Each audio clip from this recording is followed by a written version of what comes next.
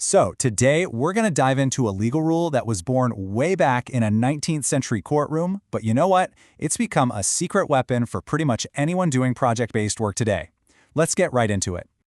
I mean, we've all heard the horror stories, right? Maybe you've even been there yourself. You're deep into a project, you're pouring in hours, you're spending money, and then, bam, you get that email. The client's backing out.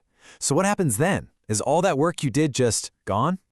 Well, the answer to that huge question actually comes from this fascinating case from the 1800s. It's a story about a broken deal that, kind of by accident, created this amazing rule that protects so many of us today. Okay, let's meet the main characters in our story. On one side, you've got Bernardy, who's an agent hired to do a job. And on the other, you've got Harding, the guy who hired him, the principal. Seemed like a simple, straightforward business deal. Or, so it seemed. So here's how it all went down. Super simple. Harding hires Barney. Barney gets right to work, spending his own time and his own money to get things going. But, and this is the key part, before he can finish the job, Harding just pulls the plug. He revokes his authority and kills the agreement. And that creates a real puzzle. Harding's the one who broke the contract. So on what legal ground can Bernardy actually get paid for all the work he's already put in? And this right here is the heart of the matter.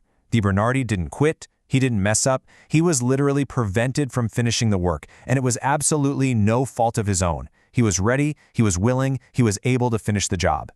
So this brings us to the million-dollar question for the court. If the contract that laid out all the payment terms is now basically worthless because one person broke it, what legal leg does the other person have to stand on to get paid for their labor?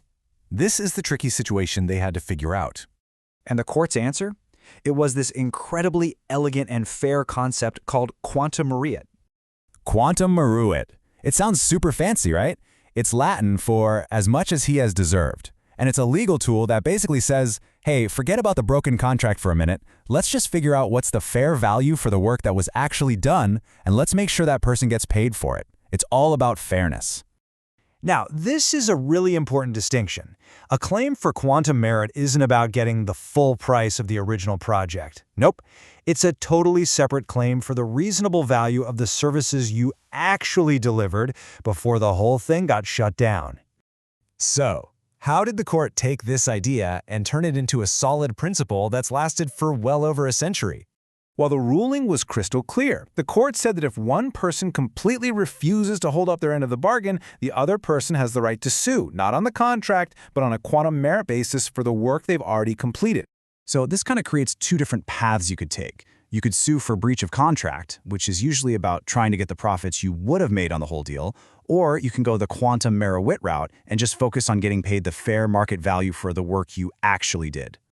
Okay, so cool history lesson, right? But why should you care about some dusty old case from the 1800s? Because believe me, its impact is absolutely everywhere in the modern world of work.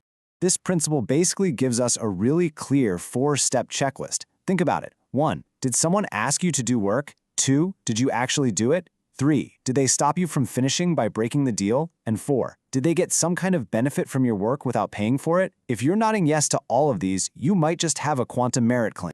And the list of people this protects today is just huge. We're talking freelance designers, contractors, marketers, event planners, caterers, pretty much anyone who gets paid for project-based work.